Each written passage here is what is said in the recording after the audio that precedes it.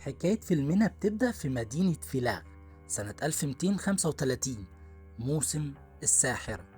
بيتم القبض على 3 من السحرة باتهامهم بان هم بيمارسوا اعمال السحر مع الشيطان، وبيودوهم للكاهن، والكاهن بيبتدي يوجه لهم تهمة ممارسة السحر. واحدة منهم قالت لهم: انا مش هسيبك غير لما تروح في الجحيم. وبيبتدوا يرموا ال3 من فوق الجسر عشان يشنقوهم، وبعد كده بينزلوهم في المية عشان يتأكدوا انهم ماتوا. وبيطلب الكاهن من قائد القوات انهم يطلعوهم ويقروا عليهم الطقوس من كتاب سليمان، لكنه بيرفض. وفي النهاية بيطلعهم الكاهن لوحده في آخر اليوم، وبيقرأ عليهم الطقوس، وبيلاحظ إن في واحدة منهم بتتحرك، لكن مع نهاية الطقوس بيكون سيطر عليها تماما. وفجأة وهو بيحاول يشد تالت واحدة بتشده وبيقع في المية، وكمان لقى إن الجثة بتاعتها بتحاول تسحبه تاني للمية. بيطلع يجري بأقصى سرعة عشان يوصل الكتاب، لكن لقاها طلعت قدامه. وبيطلع الشيطان وبيحرق كتاب سليمان وبيشنق الكاهن. وبعدها بنروح للمعارك الصليبية، واللي بنلاقي إن فيها بيمن وفيلسون سنة 1332 في خليج أدريمات.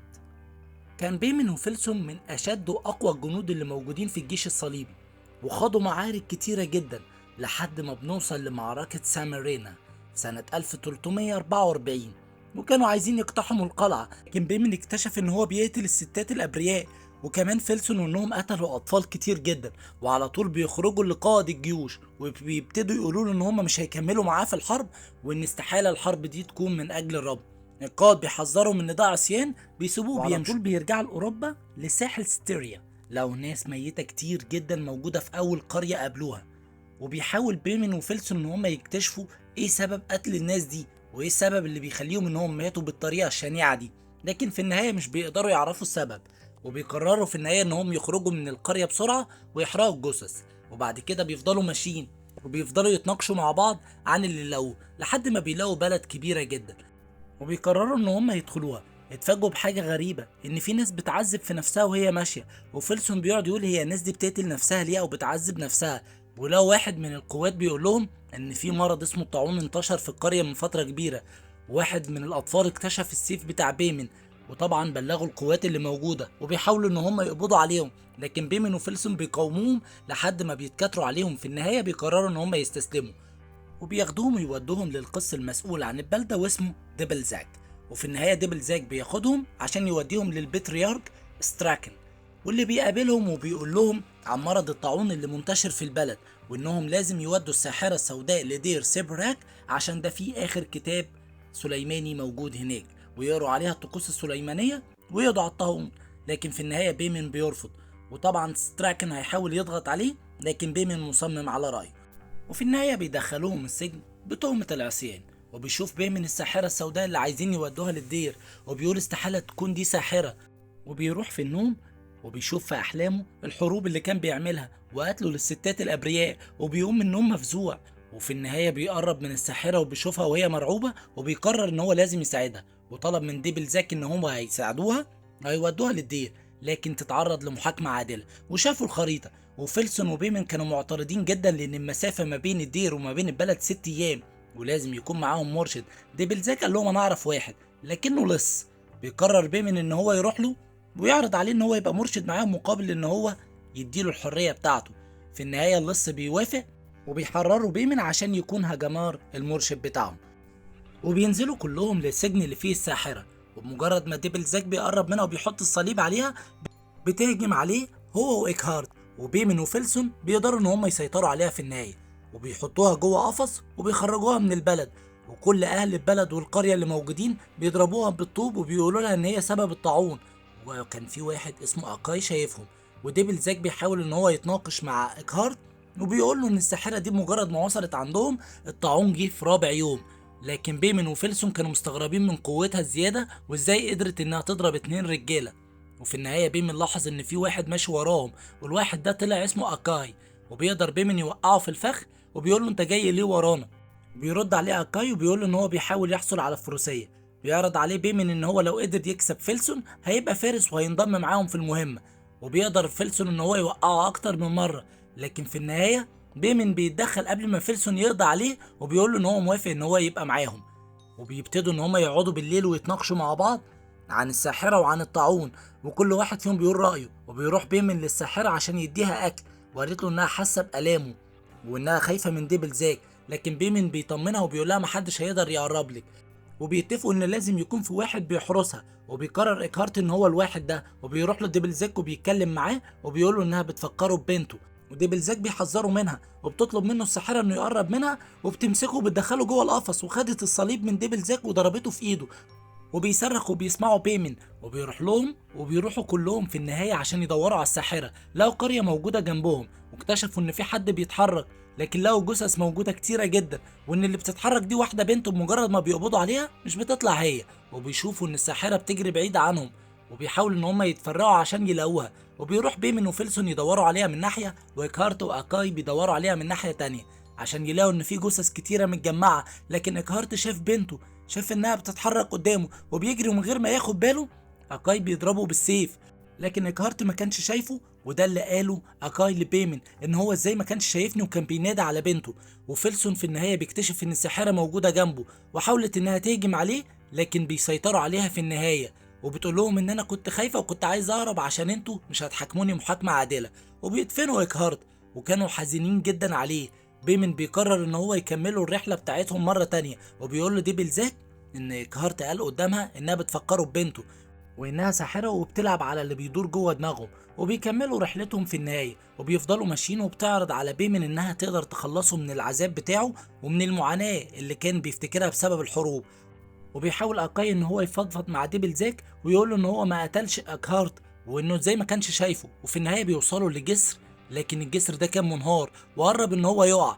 بيمن بياخد الحصان بتاعه وبيبتدي ان هو يعمل عمليه اختبار للجسر، وبيقدر انه يعدي، ويقول لهم ان احنا ممكن نعدي العربيه لكن هنحتاج لمجهود. وبيبتدي هو واكاي ان هم يشدوا العربيه، والثلاثه الباقيين رابطين العربيه بحبل، وبيحاولوا يحافظوا على سرعتها، لكن الحبل عور ايد بلزاك والعربيه بتفلت منهم، وبيقع بيمن وبيقع اكاي. لكن في النهايه قدرت الساحره انها تطلع اكاي بايد واحده بس.